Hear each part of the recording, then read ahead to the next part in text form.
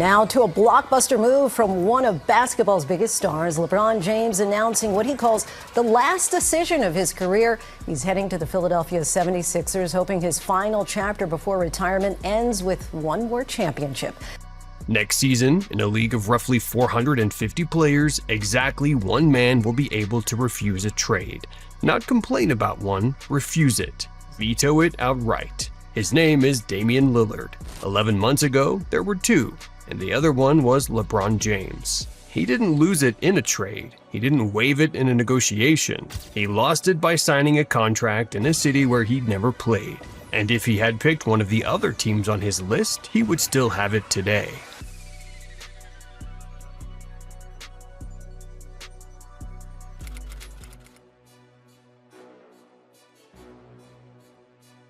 On July 24th, LeBron James announced he was leaving the Los Angeles Lakers for the Philadelphia 76ers. He was 41 years old, coming off his 23rd season, and he had just told the world he genuinely considered retiring. The contract is 2 years and just under $8 million, with a player option on the second year. His salary for this coming season is $3,876,529. That's the veteran minimum, the number the league pays a 10-year role player. Last season, he made $52.6 million. He could have started this contract as high as $57.7 million. The difference between what he made and what he's making is roughly $48.75 million.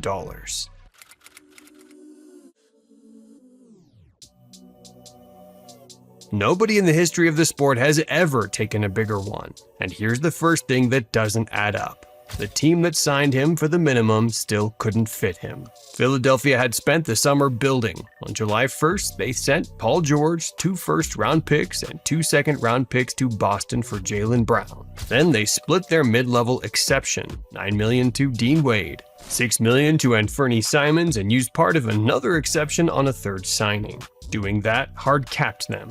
Under the current rules, using those tools locks a team beneath the first apron, $209 million, and their payroll cannot go above it for the entire year. Not by choice, by rule, which left them $3.4 million of room. The veteran minimum for a player with 10 or more years of service is $3.9 million. Slide that in and Philadelphia goes over the hard cap by roughly $460,000. So, before they could put the all-time leading scorer in a uniform, somebody else had to come off the roster. A player on a non-guaranteed deal, waived to clear $460,000. 23 seasons, more than $580 million in career salary. 19 straight years at or near a maximum contract. And a team has to cut a man to afford him at the minimum.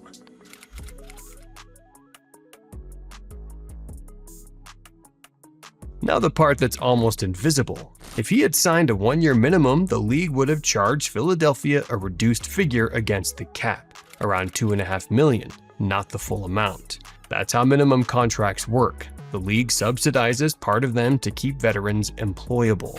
He signed 2 years. 2-year minimums don't get that treatment. The whole $3.88 million lands on the books. That difference is larger than the gap that put them over the line. The second year is a player option. It exists so that a 25th season stays possible. And that single piece of opportunity, the door he left open for himself, is the specific reason his new team is over the hard cap and has to release someone. And the money he gave up to be there isn't waiting for him at the end of it.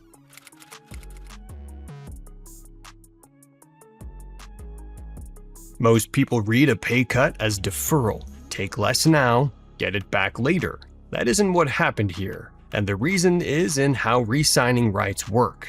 When a team re-signs its own player, the size of the deal it can offer is calculated off what that player is already earning. Your last contract sets the ceiling on your next one. His last contract now says $3.8 million. If he declines the option after this season, Philadelphia can bring him back using what are called non-bird rights. And that path starts at 120% of what he's making now, roughly $4.65 million. The $48 million isn't postponed, it's gone. And the mechanism that would let a player earn his way back up went with it, because that mechanism runs on the number he just replaced. Which brings us back to the thing he had 11 months ago. In the summer of 2024, LeBron James signed a 2-year contract with the Lakers worth $101 million.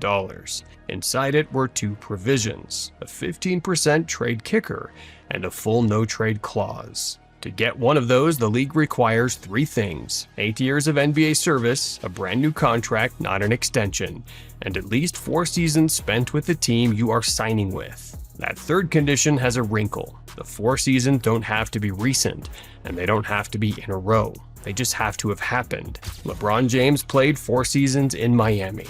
Years ago, a public explainer of this rule used exactly that scenario to teach it. If James ever became a free agent and signed with the Heat, it said he could negotiate a no-trade clause, because those 4 years count. When he reached free agency this summer, the teams reported to be in it included Golden State, Miami, and Minnesota. He has never played a game for Golden State. He's never played a game for Minnesota. Of everyone on that list, 1 team could have given him that veto back. He signed in Philadelphia, where he has never played a single game, which means he did not qualify.